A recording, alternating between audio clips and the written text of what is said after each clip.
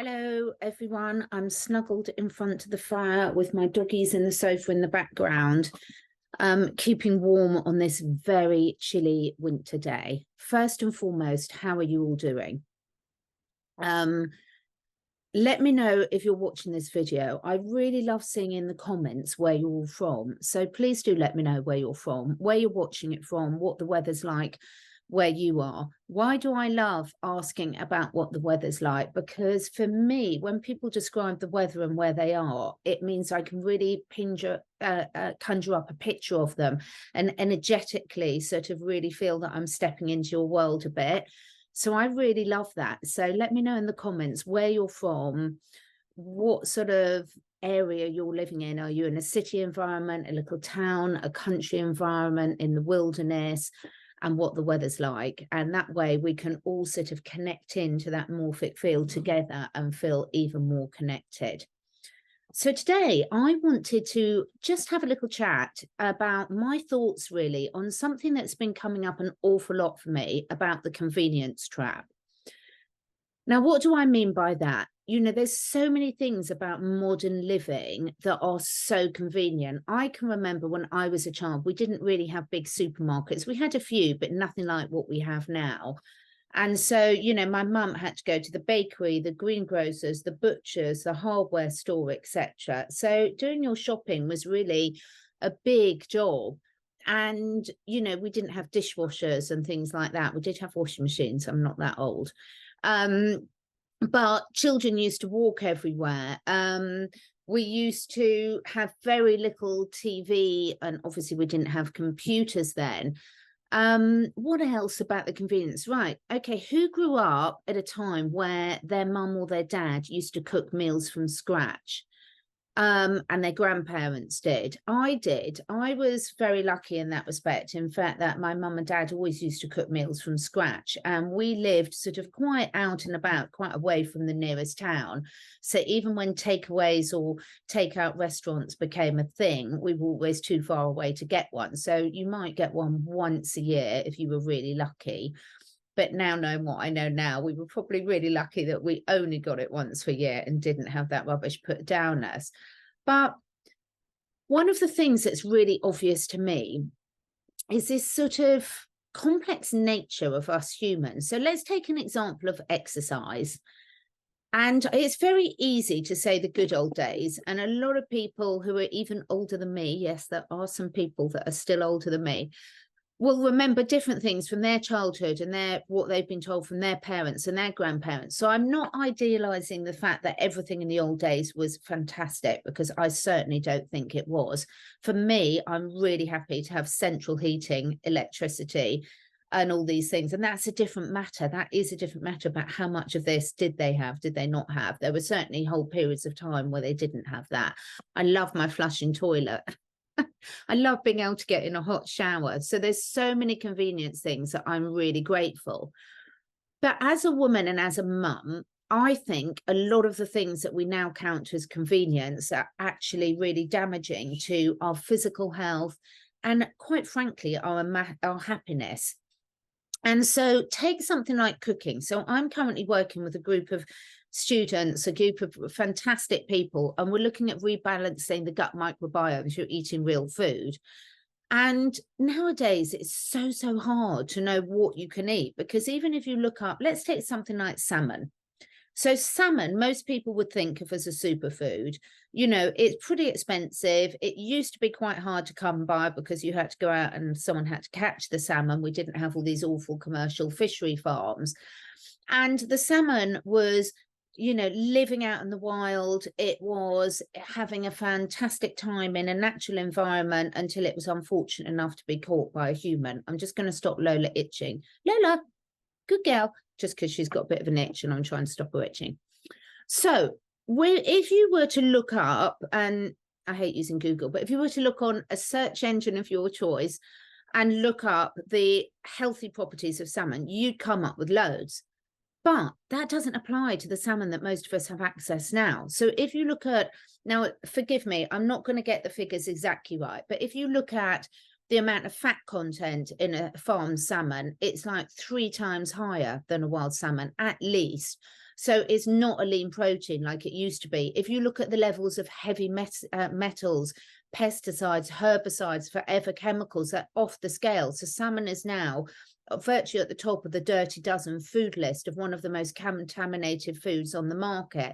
So whereas a lot of people would have been giving it to their dogs, to themselves, for a healthy source of omega oils, now that's not possible anymore. And so all these things of being able to get any food that we want at any time of the year has brought so many problems with it. I know there's deeper agendas behind this. Trust me, if anyone knows that, I do. I've been looking into this for years. But even just the fact that we want all these different foods, we want so much choice. There's been loads of studies done on choice. And actually, having a certain amount of choice is really healthy and lowers stress. But once that tips over a certain threshold, it can really increase stress because there's just complete overload and you just don't know how to make a difference. You don't know what's really important. So, you know, I grew up in a generation where they just started, when I was at university and things like that, we just started to have convenience foods. Microwaves came out, you know, oven dinners where people used to shove something in the oven because the mum was out at work as well as the dad, all these sort of things. And it's been a slippery slope ever since. And we've all seen the effect that that has on our physical health, our mental health, and very much our happiness, which of course is linked to the physical and mental health. So the eating side of things, you know, this fact that it's convenient and we haven't got time to cook properly, we haven't got time to sit down and have a meal with our family, it does so much harm in so many different ways. And we talk about self-love and we talk about, you know, things like sitting in a bath of Epsom salts with lovely smelling lavender essential oil and candles around us. And yes, that is one form of self-love. But actually, self-love is also nourishing yourself, having that gratitude for being able to prepare a meal for yourself if you've got a family or friends that you also cater for your animals, feeding them properly instead of a dried biscuit out of a bag. And actually, you know, the things that we've no longer got time for in our lives have got so much benefit to us. And then we're spending so much of our money, our resources on trying to sort out our mental health, our stress levels, our physical health, our happiness, when actually, if we went back and got rid of some of these convenience methods of life, we'd be straight back there. Let's take fitness as another example. Now, I've never been a gym person. I get why they're great, and probably at my age I might need to do a bit more resistance training. Having said that, I spend every day lifting really heavy buckets of water, emptying barrows of poo from the horses, lifting great big bales of hay, and in the corner there I've got loads of sacks of herbs. In fact, if you saw in my office, I've got boxes of hay, I've got sacks of feed for the horses, everything to keep it somewhere nice and dry. But, you know, when we used to, instead of going and spending all weekend at a golf course to get our exercise and a social interaction, people used to have allotments, and allotments were really, really sociable places, and people made friends and they shared ideas and they shared knowledge and wisdom, and they were there for each other to help each other out. But now people go to golf courses, they go to gyms, whatever else it might be. And I'm not saying they're bad, but at what cost to the other things? You know, there's nothing better than building your muscles than chopping wood. We've just had to have a tree down in the garden because it was really dangerous over the horses' field shelter. And my husband's been chopping wood and he absolutely loves it. He loves it. And it's really getting him fit because it's using the muscles in the way they're meant to. As I said, I do lots of gardening. I do lots of mucking out of animals. I walk miles with the horses and the dogs.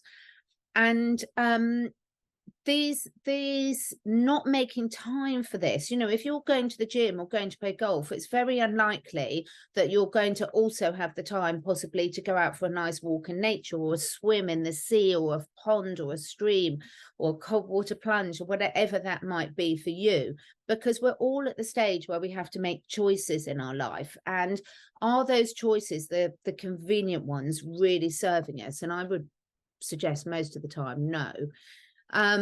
So what else was I thinking about for this? That it's convenience, even reading and access to information. Now, I think the access to the information we've got now, despite the censorship, is pretty amazing.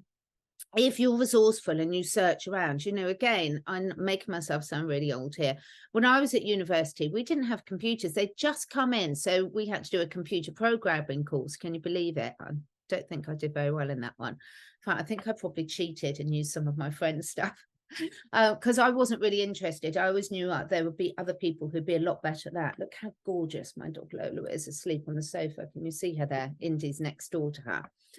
But we used to have to go to the library and use microfiches and look up the books like that, and then get all the textbooks out of the library and all the research papers. And it was really hard work, but actually you really took it in that way. And now there's this, how do we get this balance between the convenience of having so much at our fingertips, but also, is that overwhelming? Let me know in the comments below. Do you find that overwhelming? Do you find this whole attitude of do your own research exhausting?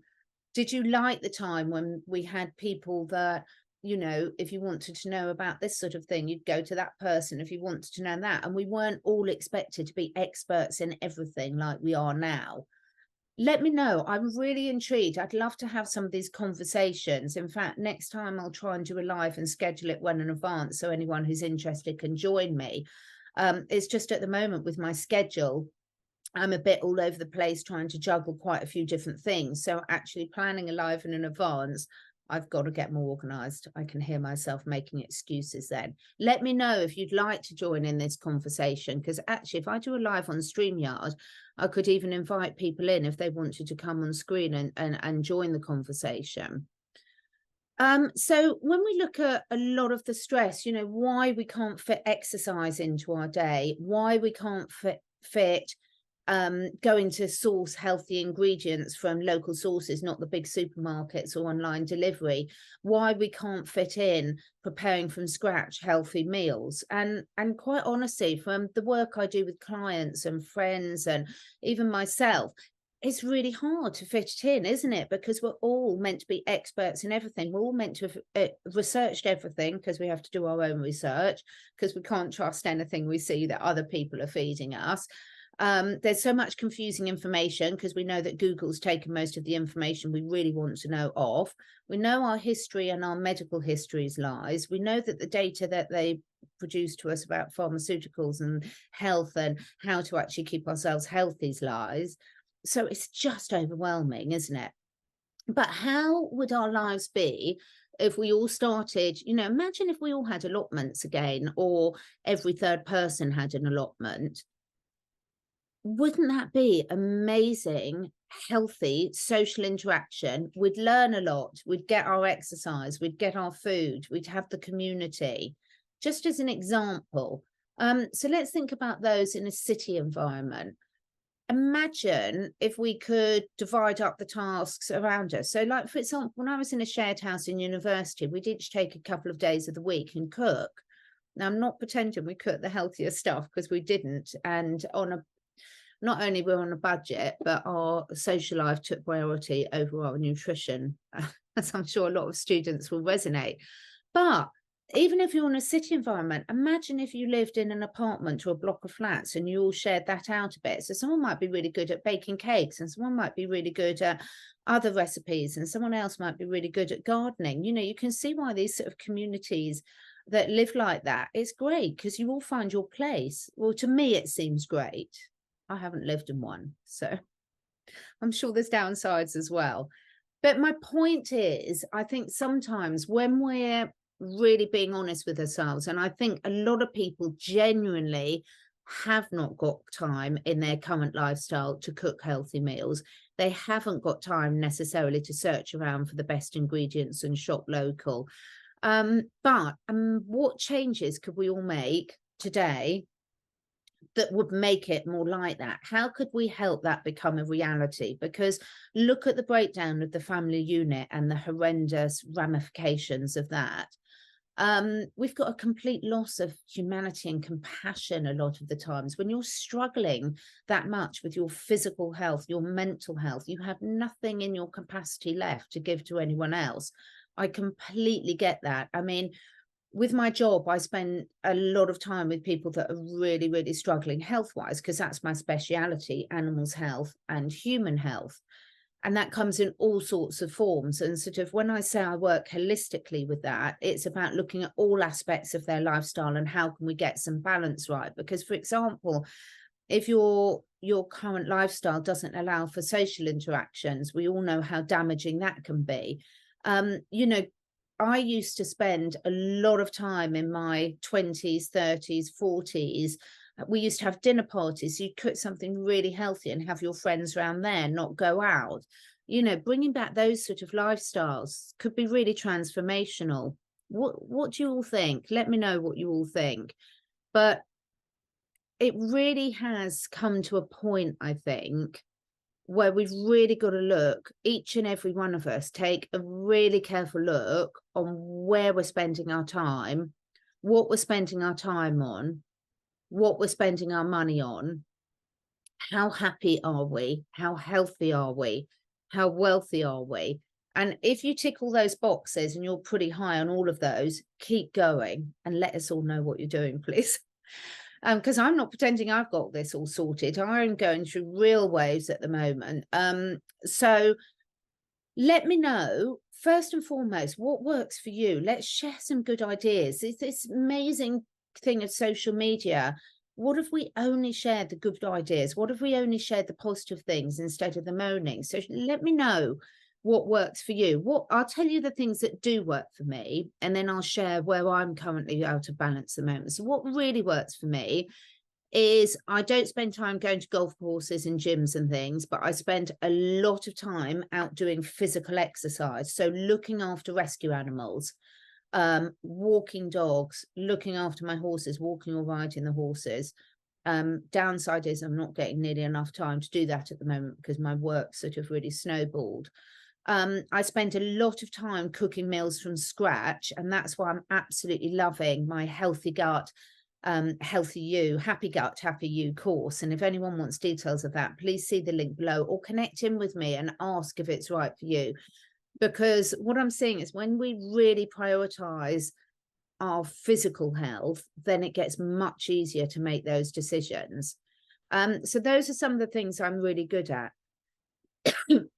I'm very good at making a lot of my own stuff. So I love making natural cleaning products, making natural beauty products. I'm very good at finding the non-toxic living products. That's why I'm so fussy about the supplements I use, because most of them on the market are crap and they do not work. I've spent years and years and years studying this.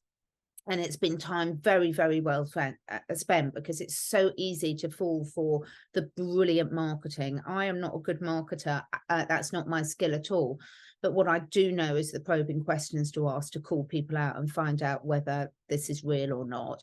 So you can guarantee that on the supplement side of things, that's one of my areas of speciality. And I know what works and what doesn't. Of course, I'm always still learning. I'm not pretending there aren't new things coming out all the time that I'm learning about. But I've got a really good grip now about how to do that research, how to test it out in scientific ways, but also basically to make sure you're testing it and see that it really works in practice for yourself and for your clients. But where I'm out of balance a lot is probably seeing my friends. So seeing my friends has taken a real dip this year for various reasons. I've had some extra responsibilities come on me just because I've had to do some extra looking after some sick animals and some people that haven't been very well. I've also got a bit too engrossed in my work, and I'm quite bad at doing a lot of stuff for free. Which is obviously coming from a lack point of view for me on the wealth side of things. So let's cover that then, about convenience and wealth and how that ties in. So easy to throw our money at stuff that we don't want in these day and ages, isn't it? We have got, at the press of a button, for most of us, certainly people that are watching this, the press of the button, we can almost, most of us, order something to be delivered to our doors. And how much of that do we really need? And what's the quality and where's it coming from? And do we have that relationship with the supplier? Does it have that sentimental value, that energetic value? let me know about that, about how convenience lifestyle affects you financially. Because when they say convenience costs, convenience really does cost, and not always in the way that we think. So yes, if you're going to go out for dinner, it's always going to cost you more than preparing it yourself. And if it doesn't, there's something very wrong with what you're eating. Because to buy good quality ingredients, to get someone to cook it, to run a property, a restaurant, hire staff, pay all the costs, pay the insurance, the cleaning, the supply chain, the electricity bills and everything, that's a lot of extra costs. So if you can't do it much, much, much cheaper yourself, then you're eating rubbish, because somewhere the cost has got to give. So that's my thoughts for today, really, about what is the cost of convenience in our lives. Which conveniences do you feel are really worth us keeping, because they really add to the quality of our physical health, our mental health, our happiness, all creatures great and small? And which conveniences, on hindsight, do you think are taking away from those areas of your life? And I'd love, please do put your comments below, because I think this is an area we can really, really help each other out on.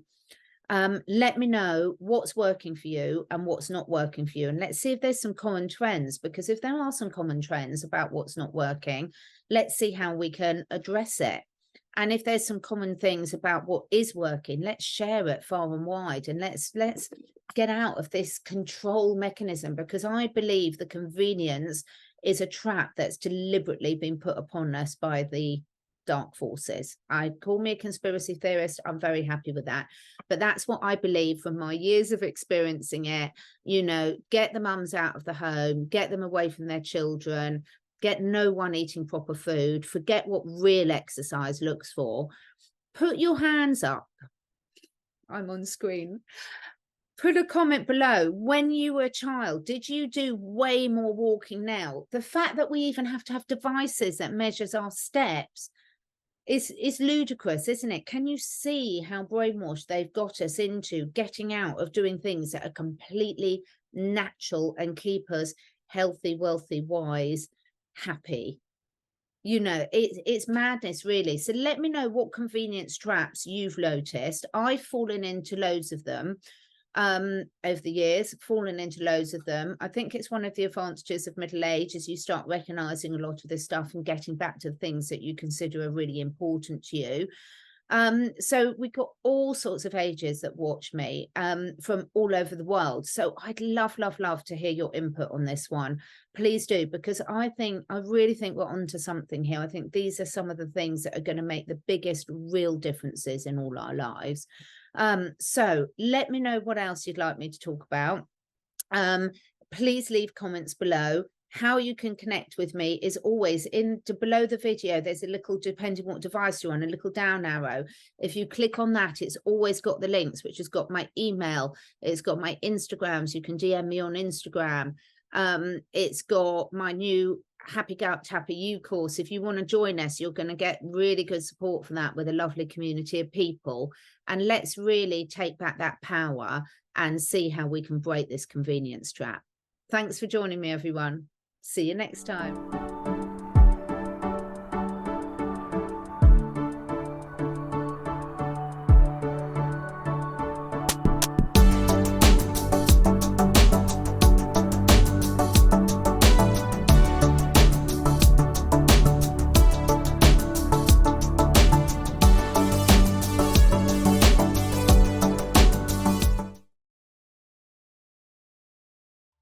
Thank you so much for taking the time to listen.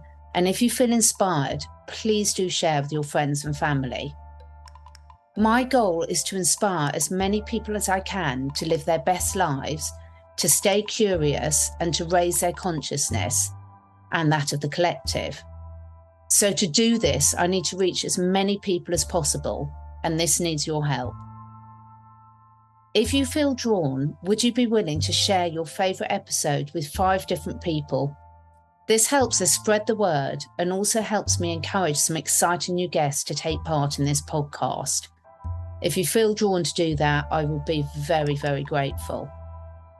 All the links and discount codes where applicable for all the products that I support are on my two websites, catherineedwards.life and catherineedwardsacademy.com. All of the products are personally tried and tested by me, my family, and my clients. And finally, please do press the follow or subscribe button, depending which platform you're listening on. And above all, stay curious and stay free.